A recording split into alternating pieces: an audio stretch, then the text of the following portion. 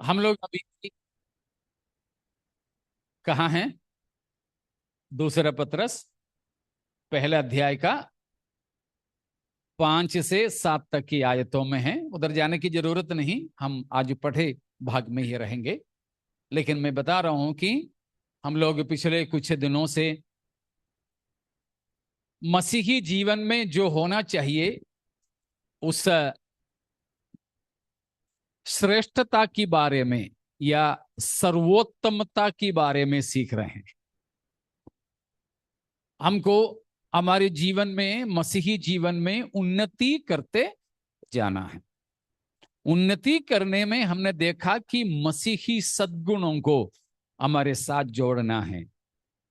Christian virtues को हमारे जीवन में जोड़ते चले जाना है।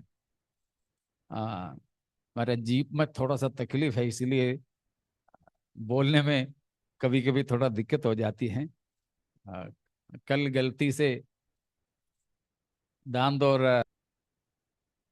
तो पतरस ने कहा हमें आत्मिक जीवन में उन्नति करना है। 8 बातों के बारे में वहां पर लिखा हुआ है।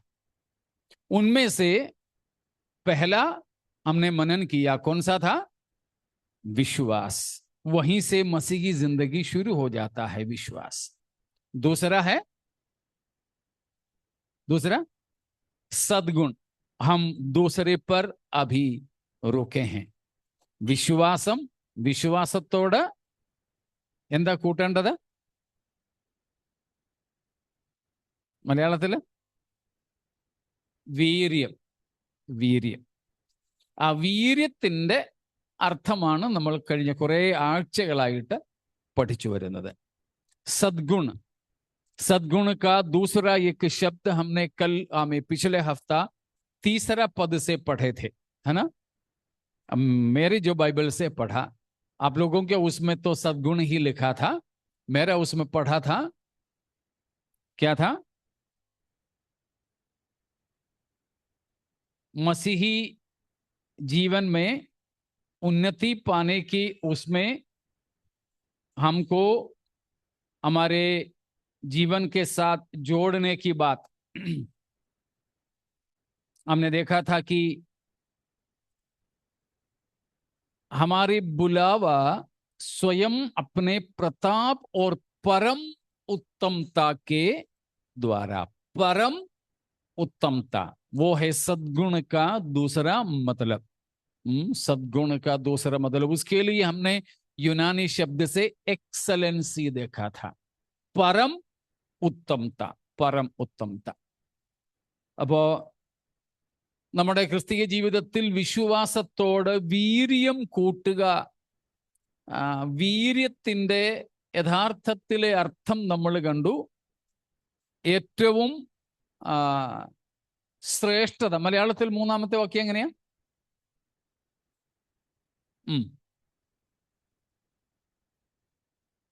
ഓക്കെ, അവിടെയും വീര്യം തന്നെയാ കൊടുത്തിരിക്കുന്ന മലയാളത്തിൽ.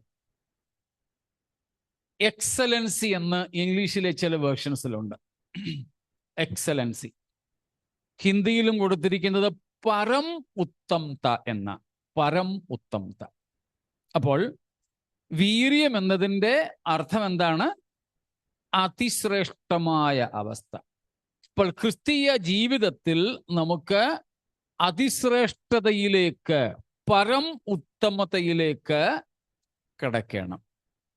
അതെങ്ങനെയാണെന്ന് 1-ാം അധ്യായം തന്നെ 1 തൊട്ട് 11 വരെയുള്ള വാക്യങ്ങളിൽ നിന്ന് 13 കാര്യങ്ങൾ നമ്മൾ എടുത്തു വച്ചു.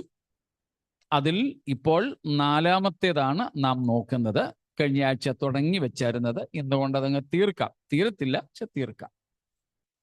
സ്തോത്രം. ഏറ്റവും ഒന്നാമത് എന്താ ക്രിസ്തീയ ജീവിതത്തിന്റെ എക്സലൻസി എന്ന് പറയുന്നത്? ക്രിസ്തീയ ജീവിതത്തിന്റെ സർവശ്രേഷ്ഠത എന്ന് പറയുന്നത് मसीही जिंदगी की परम उत्तमता क्या है? हमने 11 तक की पदों से कितनी बातों को सीखे थे? 13.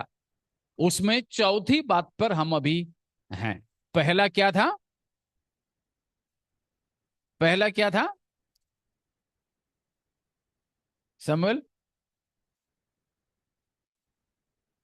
हमने पाया विश्वास की उत्तमता के योग्य जीवन। दूसरा था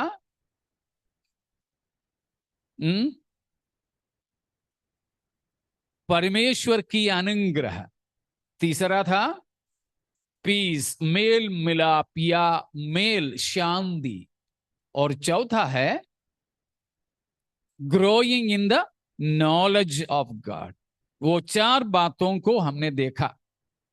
ഒന്ന് തൊട്ടുള്ള വാക്യങ്ങളിൽ നിന്ന് കണ്ടു. ഒന്ന്, വിശ്വാസത്തിന് യോഗ്യമായ ജീവിതം നയിക്കുക, ഒന്നാം വാക്യാടിസ്ഥാനത്തിൽ. രണ്ട്, ദൈവത്തിന്റെ കൃപയിൽ നമ്മൾ മുതിർന്നു വരിക. മൂന്ന്, ദൈവത്തിന്റെ സമാധാനം അനുഭവിക്കുന്നവരാവുക. നാല്, ദൈവപരിജ്ഞാനത്തിൽ വളരുക. ഈ നാല് കാര്യങ്ങൾ നമ്മൾ കണ്ടു. അഞ്ചാമത്തേതാണ് കണ്ടുകൊണ്ടിരിക്കുന്നത്. അതാണ് നമ്മുടെ വിളിയെയും തെരഞ്ഞെടുപ്പിനെയും കുറിച്ച് നാം ഉറപ്പുവരുത്തുക. അതാണ് ഇപ്പോൾ നമ്മൾ നോക്കുന്നത്. तो चार बातों को हमने देखा. पांचवी बात अब अभी देख रहे हैं, वो है हमारे बुलाए जाना और चुन लिए जाने को सिद्ध करना. सिद्ध करना, make sure of our calling and election. Verse number 3 and verse number 10. पहला दूसरा पत्रस 1 का 3 और 10 में से हम देख रहे थे. तो 10वां पद याद है ना? याद है? नहीं, अभी बोलेगा. तो हमें वहां पत्रस ने बताया है कि हमारे बुलाए जाना और चुन लिए जाने को सिद्ध करने के लिए भली भांति यत्न करते जाना. That means we need to give all our efforts to make sure of our calling and election. उसमें खास तौर पर दो बात को हमें जानना है. पहली बात, हम बुलाए गए हैं करके जानना है. हम बुलाए गए हैं करके जानना. दूसरा, हमें बुलाने का ഉദ്ദേശ് को भी जानना. ठीक है? രണ്ട് കാര്യങ്ങളാ. നമ്മെ വിളിച്ചു എന്നും അറിയണം, എന്തിനായി വിളിച്ചു എന്നും നാം അറിയണം. അതാണ് അവിടുത്തെ അർത്ഥം. അതായത് ഉത്തമമായ ക്രിസ്തീയ ജീവിതത്തിൽ ഈ രണ്ട് കാര്യങ്ങൾ ബോധ്യമുണ്ടായിരിക്കും.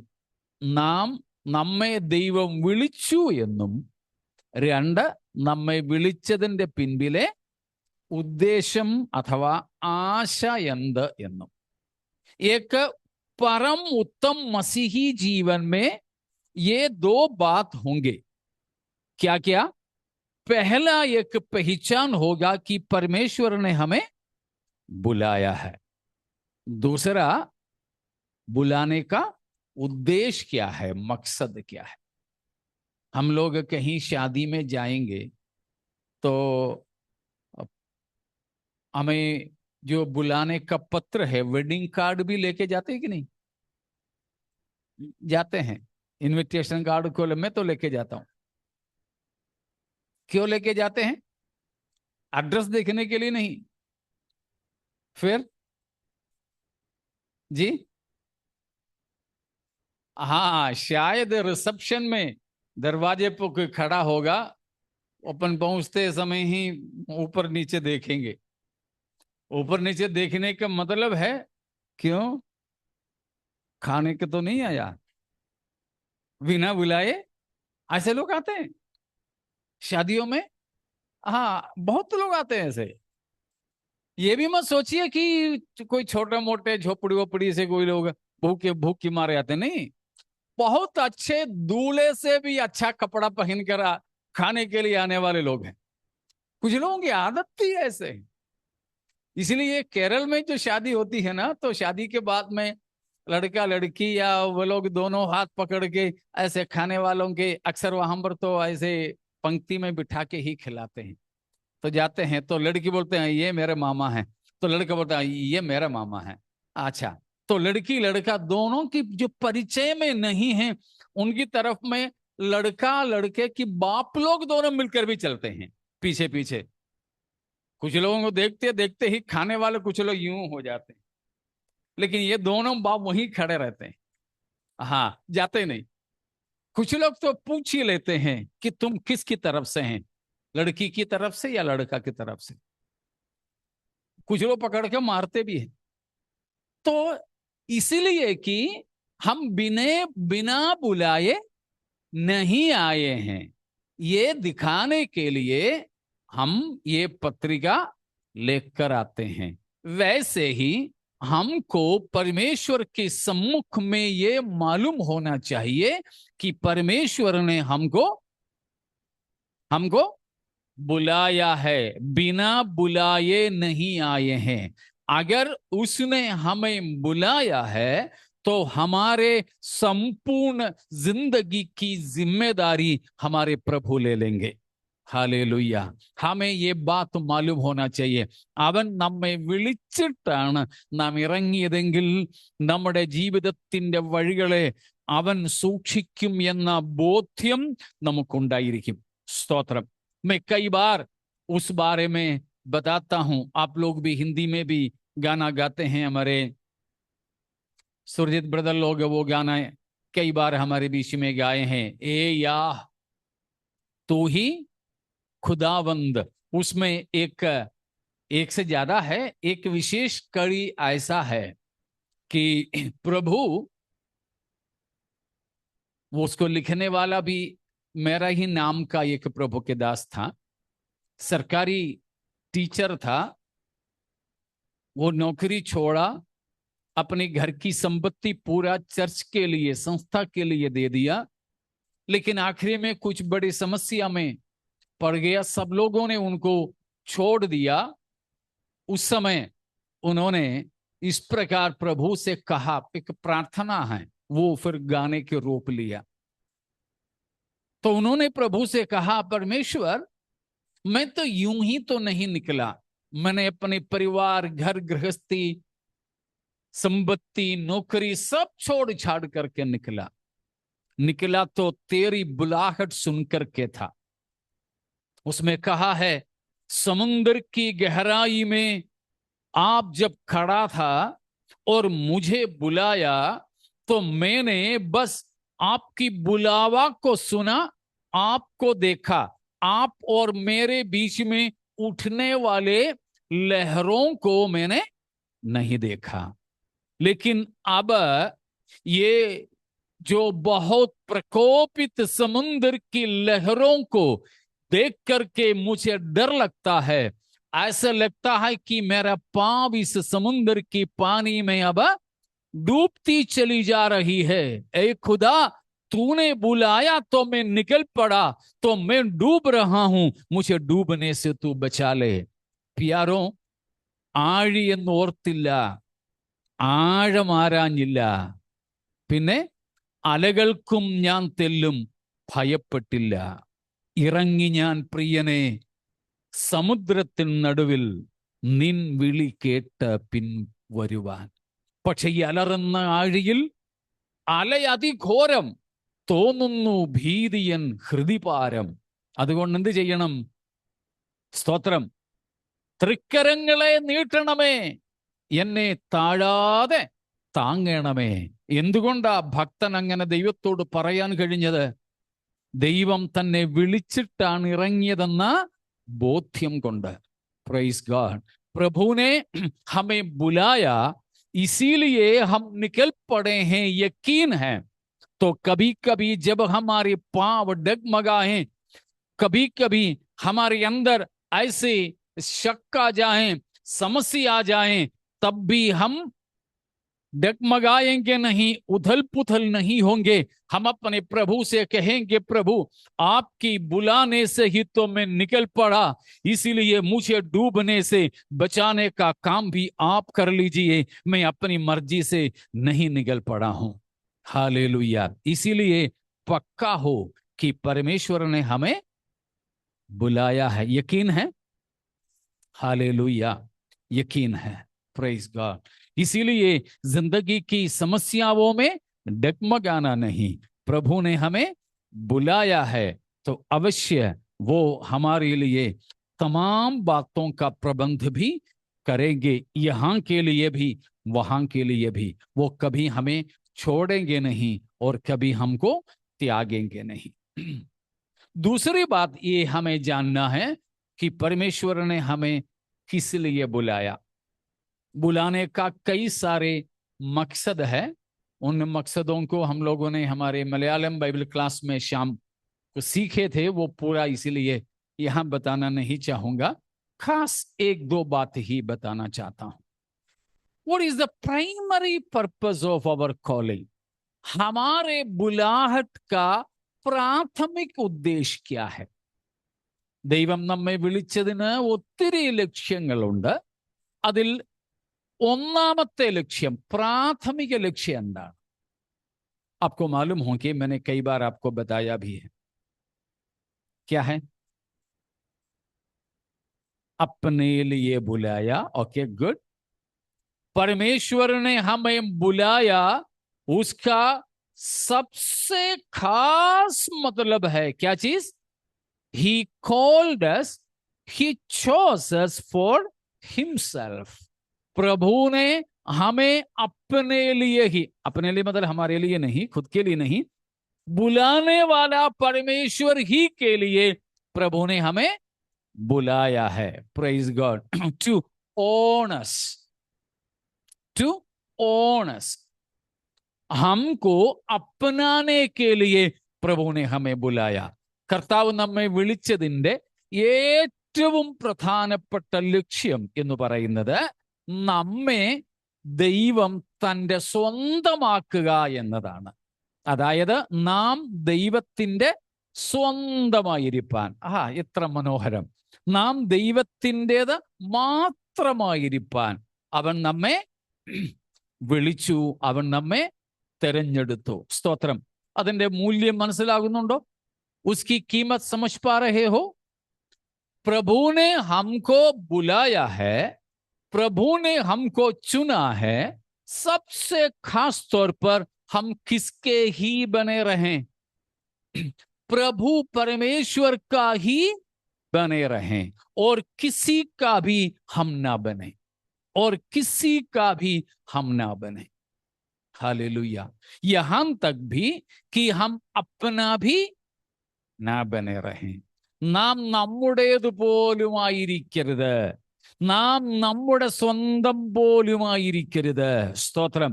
നാം ആരുടേതായിരിക്കുവാൻ വേണ്ടിയാണ് അവൻ നമ്മെ തെരഞ്ഞെടുത്തത്? ദൈവത്തിൻ്റെത്, ദൈവത്തിൻ്റെത് മാത്രം. Praise God! कितनी श्रेष्ठ बात है। हम नालायकों को,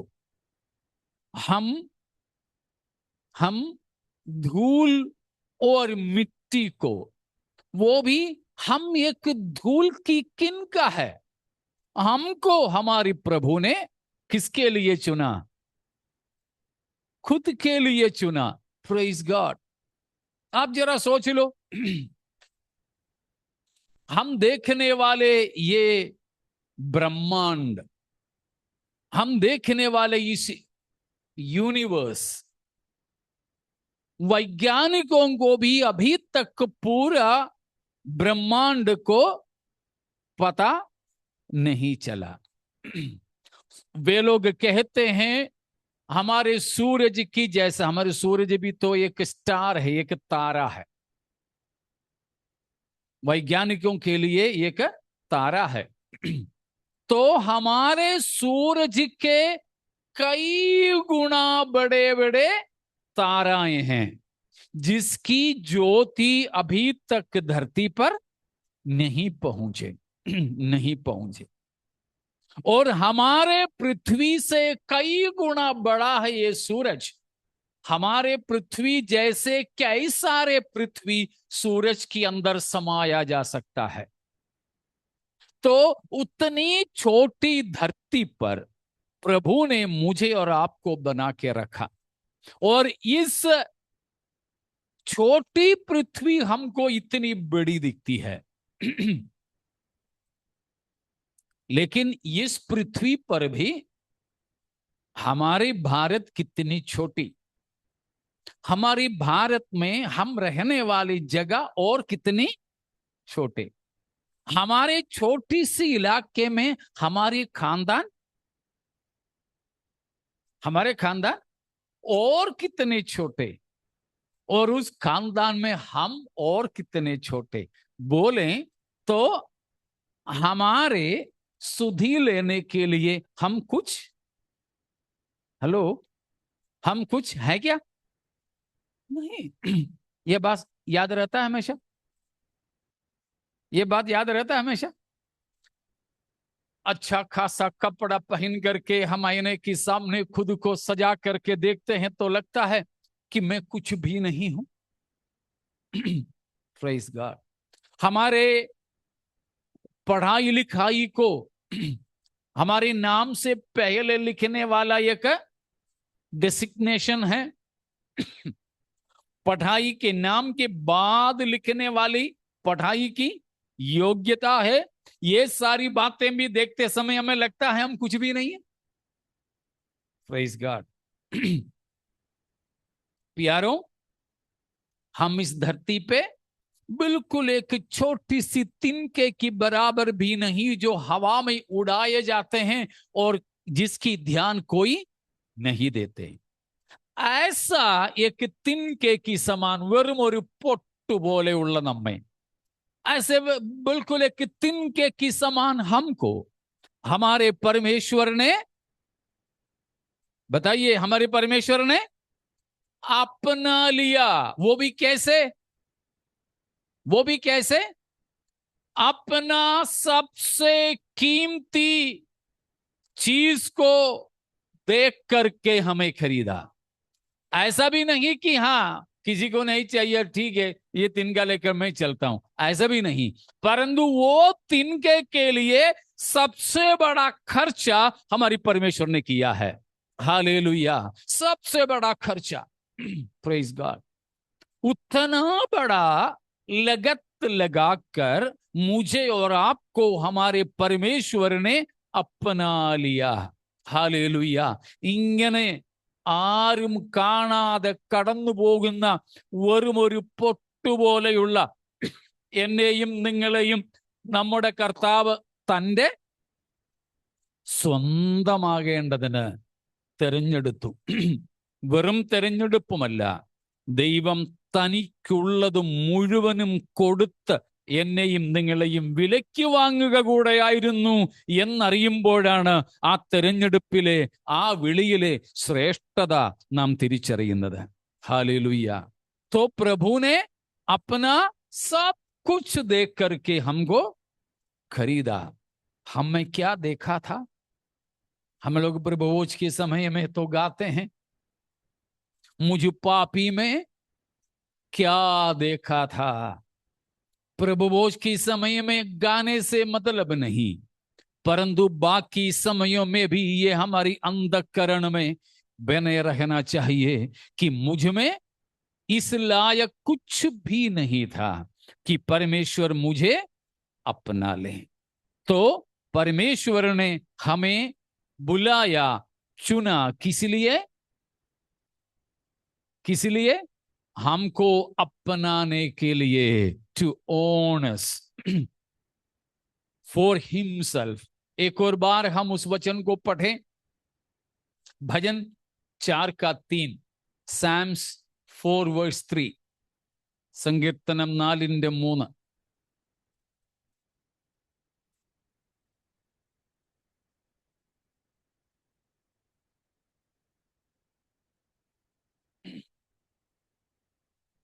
The Lord has set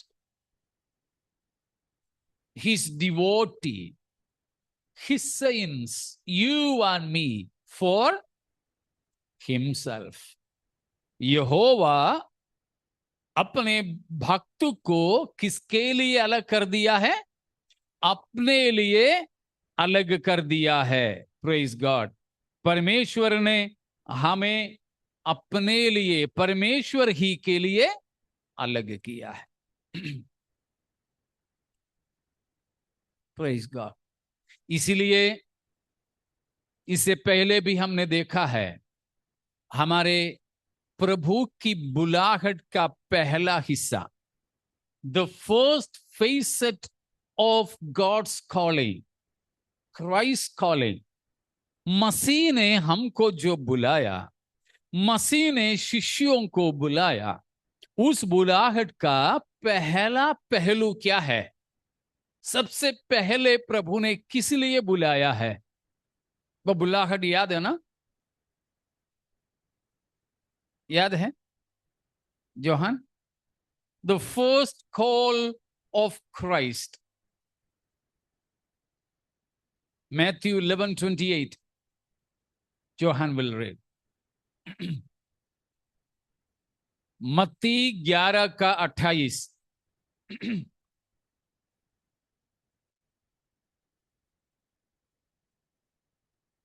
What did Christ say? Come to me. हमको वही चाहिए. क्या बताया है? मेरे पास आओ. Come unto me. That means the first part of Christ's calling is a call unto himself. Call unto himself. Once again, we will read Exodus 19 verse 4. Exodus 19:4. निर्गमन 19:4.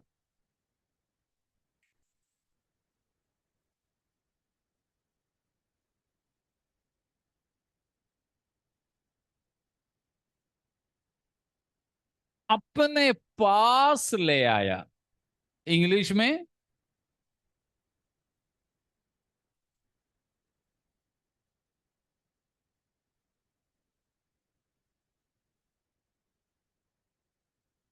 brought you unto myself. Praise God. Hindi में मेरे पास लाया, मेरे पास. लेकिन English में बताया है unto myself. मुझ में मैंने तुमको ले आया है. प्यारों, प्रभु ने हमें जो बुलाया उसका सबसे खास बात है, अगर हम बुलाए गए हैं तो अब हम किसके हैं? परमेश्वर के हैं. कितने हिस्से? पूरे पूरे ना? लेकिन क्या हम फुल टाइम क्रिश्चियंस बने हैं? जस बने ഫുൾ ടൈം ക്രിസ്ത്യൻസ് ആയിട്ടുണ്ടോ നമ്മള്? നമ്മുടെ മുഴുവനായുമുള്ള വില കർത്താവ് കൊടുത്തു, വാങ്ങി. നമ്മെ മുഴുവനായും തൻ്റെ സ്വന്തമാക്കി വെക്കാൻ ആഗ്രഹിക്കുന്നു. हमें पूरा पूरा मसीह ने खरीदा है. पूरा पूरा कीमत प्रभु ने हमारे लिए दे दिया है. Praise God. पूरा पूरा, आधा अधूरा नहीं. कुछ भी बाकी है क्या? बाकी कुछ बचा है? बकायदा बैलेंस कुछ भी नहीं है. पूरा पूरा प्रभु ने हमारा कीमत दे दिया है. Praise God. इसीलिए हम प्रभु का है एक और वचन पढ़ करके वो हिस्सा छोड़ेंगे. बहुत से ऐसी वचने हैं. वो है लेविटिकस 20:26. लेविया पुस्तक 20:26 है. लेविया 20:26.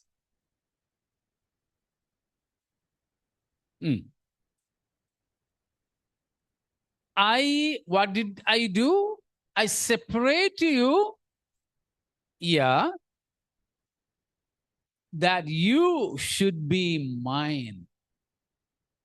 अन्य जातियों में से, from the Gentiles, मैंने तुमको अलग कर दिया है कि तुम मेरे ही बने रहो. हालेलुया.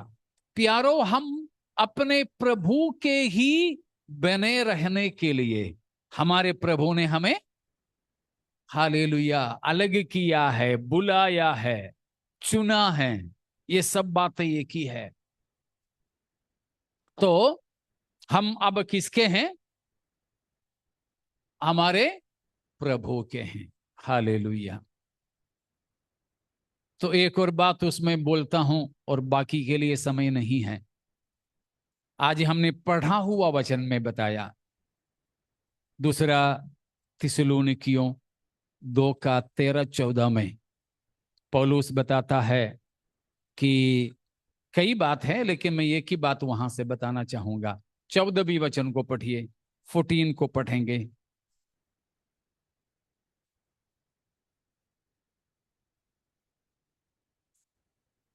कि तुम हमारे प्रभु यीशु मसीह की महिमा को പ്രാപ്ത് कर ले।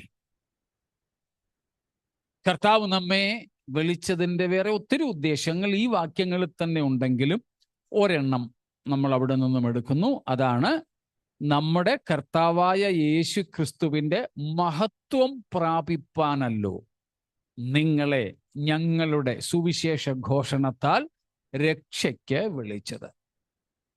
हमारे सुसमाचार की प्रचार करने से तुमको परमेश्वर ने उद्धार के लिए बुलाया कि तुम क्या प्राप्त करो? हमारे हमारे प्रभु यीशु मसीह की महिमा को प्राप्त करो. Praise God. हम लोग कई बार मनन कर चुके बात है. हमारे बुलाहट का अल्टीमेट पर्पस, हमारे बुलाहट का परम उद्देश्य हम प्रभु यीशु मसीह की महिमा को प्राप्त करें. प्रभु यीशु की महिमा को प्राप्त करेंगे तो हम फिर किसके समान दिखेंगे? यीशु मसीह के समान दिखेंगे. ക്രിസ്തുവിന്റെ മഹത്വം പ്രാപിപ്പാൻ നാം വിളിക്കപ്പെട്ടു. നാം ആ മഹത്വം പ്രാപിച്ചാൽ പിന്നെ ആരെ പോലെ ഇരിക്കും? ക്രിസ്തുവിനെ പോലെ ഇരിക്കും. അപ്പോൾ കർത്താവ് നമ്മെ വിളിച്ചത് എന്തിനു വേണ്ടിയാണ്? നാം ക്രിസ്തുവിനെ പോലെ ആകുവാൻ. സ്തോത്രം. ക്രിസ്താനുരൂപരായി തീരുവാൻ. मसीह के समान बनने के लिए प्रभु ने हमें बुलाया है. प्रभु के समान. किसके समान? यीशु मसीह के समान. कौन सा यीशु मसीह के समान? ग्लोरीफाइड, महिमामय मसीह के समान. कितने मसीह का रूप हम जानते हैं? मसीह के कितने रूप हम जानते हैं? Aaron? How many forms or states of Christ? Mainly, John? Rufus? How many? 3. कौन कौन सा है?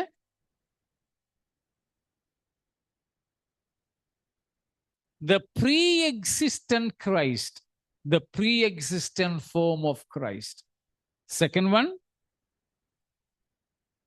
the human form of Christ, the human Christ. Then the exalted, glorified Christ. The preeminent or the pre-existent Christ माने मरियम में पैदा होने से पहले का मसीह. उसको बोलेंगे मसीह की पूर्वास्तिकता. पूर्वास्तिकता. मसीह का इतिहास क्या मरियम के खोक से शुरू है? नहीं. यीशु मसीह उससे भी पहले से. कब से? कब से? जब से परमेश्वर है. परमेश्वर कब से हैं? अनादि से.